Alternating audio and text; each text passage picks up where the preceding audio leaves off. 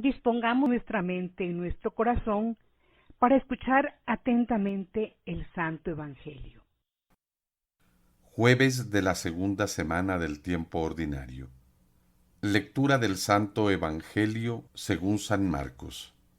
Gloria a ti, Señor. En aquel tiempo Jesús se retiró con sus discípulos a la orilla del mar y lo siguió una gran muchedumbre de Galilea. Al enterarse de las cosas que hacía, acudía mucha gente de Judea, Jerusalén, Idumea, Transjordania y cercanías de Tiro y Sidón. Encargó a sus discípulos que le tuviesen preparada una barca. Como había curado a muchos, todos los que sufrían de algo se le echaban encima para tocarlo. Los espíritus inmundos, cuando lo veían, se postraban ante él y gritaban: «Tú eres el Hijo de Dios».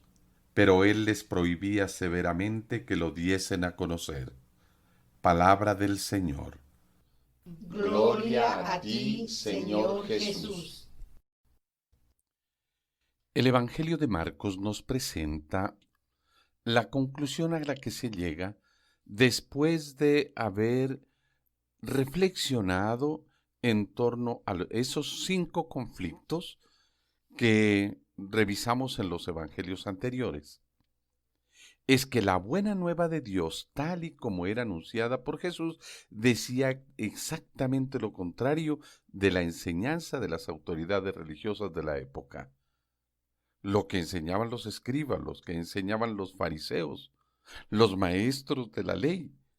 Esa enseñanza era una enseñanza que Jesús había venido a actualizarla, a hacerla nueva, a darle un nuevo vigor. Pero al hacerlo, por supuesto, planteaba circunstancias muy diferentes. Por esto, al final del último conflicto se prevé que Jesús no va a tener una vida fácil y será combatido por los dirigentes religiosos del pueblo de Israel. La muerte aparece en el horizonte. Decidirán matarle. Sin una conversión sincera no es posible comprender la buena nueva de Jesús. Sin una actitud como la de un niño, no es posible comprender la importancia de la visión de Jesús y el misterio de la redención que Él trae. Los versos del Evangelio de hoy, que están tomados del capítulo 3, el verso 7 a 12, son un resumen de la actividad de Jesús y acentúan un enorme contraste. Un poco antes, Marcos en el capítulo 2, el verso 1 hasta el 3, verso 6, se habla solo de conflictos, inclusive del conflicto de la vida y muerte de Jesús y de las autoridades civiles y religiosas de Galilea. Y aquí, en el resumen, parece lo contrario. Un movimiento popular inmenso, mayor que el movimiento de Juan Bautista, porque llegaba gente no solo de Galilea, sino también de Judea, de Jerusalén, de Idumea, del otro lado del Jordán, de Tiro, de Sidón, para encontrarse con Jesús. Miren ustedes ese contraste. Por un lado, el conflicto causado por la enseñanza de Jesús en la mente y en el corazón de los líderes del pueblo de Israel. Y ahora Jesús, rodeado de una inmensa multitud. Todos quieren verle, todos quieren tocarle. Es tanta gente, y hasta Jesús queda preocupado. Corre el peligro de ser estrujado, de ser aplastado por parte de la gente. Por eso pide a los discípulos que tengan a disposición una barca para que la multitud no lo aplastara. Y desde la barca les habla a la multitud. Quienes lo escuchaban eran de manera especial los excluidos, los marginados, que venían a él para que los sanara de sus males. Los enfermos, los poseídos, venían en busca de Jesús. Estos que no eran acogidos en la convivencia social de la sociedad de la época son ahora acogidos por Jesús. Este es el contraste. Por un lado, el liderazgo religioso y civil que decide matar a Jesús. Por el otro, un movimiento popular inmenso que busca a Jesús y en él buscan la salvación. ¿Quién ganará después de todo esto? La insistencia de Marcos en la expulsión de los demonios es muy significativa. El primer milagro de Jesús es la expulsión de un demonio. El primer impacto que Jesús causa en la gente es por causa de la expulsión de los demonios. Una de las principales causas del enfrentamiento de Jesús con los escribas es la expulsión de los demonios. El primer poder que los apóstoles van a recibir cuando son enviados en la misión es el poder de expulsar a los demonios. La primera señal que acompaña el anuncio de la resurrección es la expulsión de los demonios. ¿Qué significa expulsar los demonios en el Evangelio de Marcos?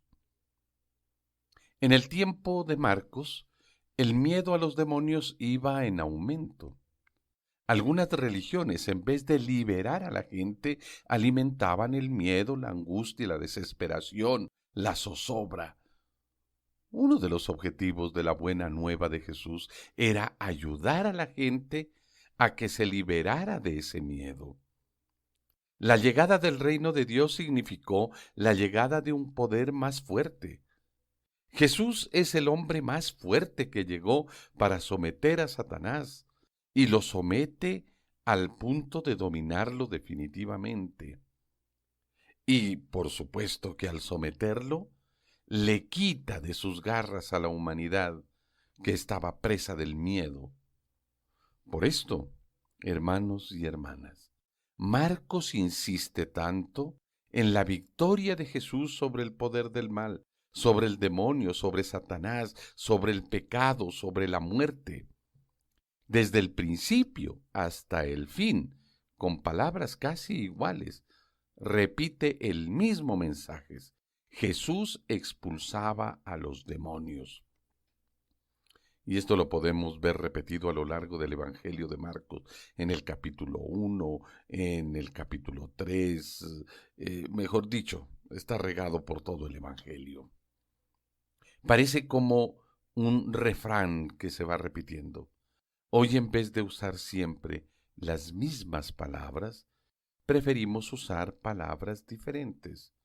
Diríamos el poder del mal, Satanás, que infundió miedo entre la gente. Jesús lo venció, lo dominó, lo sometió, lo derrotó, lo derribó, lo echó, lo eliminó, lo exterminó, lo aniquiló, lo abatió, lo destruyó, lo mató. Mire tantos términos que podemos usar en la acción de Jesús que domina el mal y que sobre el mal pone el bien, que en contraposición a la muerte Jesús anuncia la vida, y no solamente la anuncia, sino que protege la vida sanando al enfermo, sanando a las personas que se encuentran mal, con dolencias. Esta realidad, hermanos, hace que Marcos nos diga de la siguiente manera: a los cristianos está prohibido tener miedo a Satanás. Un cristiano, un católico, no le puede tener miedo a Satanás. Porque Jesús, porque Cristo el Señor, venció la muerte, venció el mal, venció a Satanás. Después de que Jesús resucitó, es una manía y falta de fe hacer referencia a todas horas a Satanás, como si él tuviera algún poder sobre nosotros. No estamos negando su existencia. No negamos la existencia del mal, ni del maligno. Lo que sí decimos es que si nosotros estamos con Jesús, ¿quién puede contra nosotros? Si nosotros estamos del lado de aquel que venció al mal, de aquel que venció al demonio, a Satanás, al maligno, ¿quién puede estar en contra nuestra? Si nosotros estamos defendidos por Jesús. Por eso el temor al maligno se diluye con el amor a Dios, con el amor a Jesucristo y al Espíritu Santo. Insistir en el peligro de los demonios para llamar a la gente a que vaya a la iglesia es desconocer la buena nueva del reino de Dios, es desconocer el mensaje salvador de Jesucristo.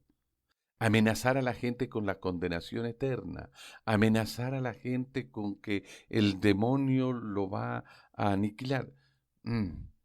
Eso está pasado de moda. Eso no está bien. Jesucristo no viene a hacer esas amenazas. Jesús viene a traernos la paz, a traernos la vida, a darnos la esperanza del encuentro feliz con Dios. Anunciar el mal es falta de fe en la resurrección de Jesús.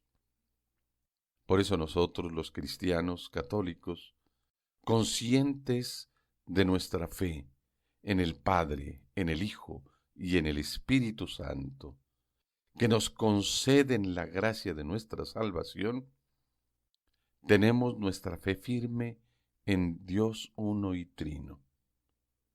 Escuchamos a Jesucristo, nos esforzamos por vivir según sus enseñanzas, nos dejamos asistir por el Espíritu Santo para el encuentro definitivo que tendremos como hijos de Dios con nuestro Padre Celestial en el cielo definitivo, para gozar plenamente de la felicidad para la cual ustedes, hermanos, y yo estamos creados. Dios nos creó para ser felices, y esa felicidad no tiene vuelta atrás si nuestra fe es firme en Jesucristo el Señor.